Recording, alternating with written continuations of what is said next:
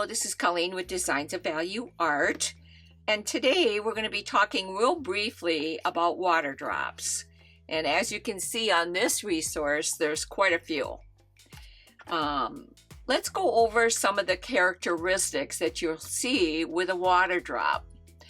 First of all, when we paint a water drop on a design, this is, for example, on this flower, it is an illusion that we are creating.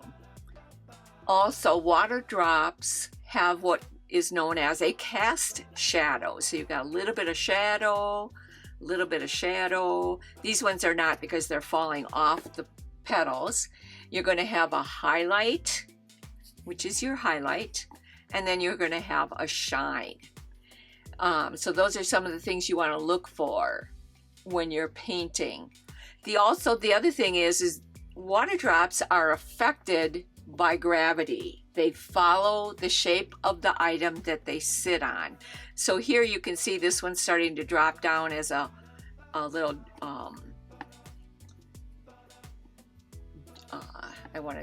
teardrop. That's the word I'm looking for, as a teardrop water drop.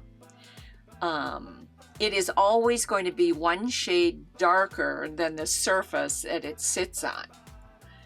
And then water drops do have value. So as you can see, this one's big enough for you to see here. It's darker over here and lighter over here. Same thing with the highlight, or the first shadow, the shine, I should say, because this is lighter here than up there.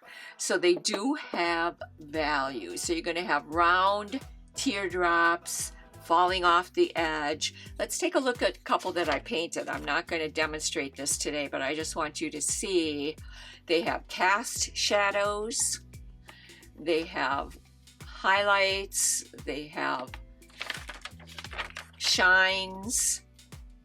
So those are the things that you want to do, and they do follow the shape. I don't have any of the teardrops on here, but if we had that teardrop here, it would actually flow this way because it's going to follow the shape of this petal.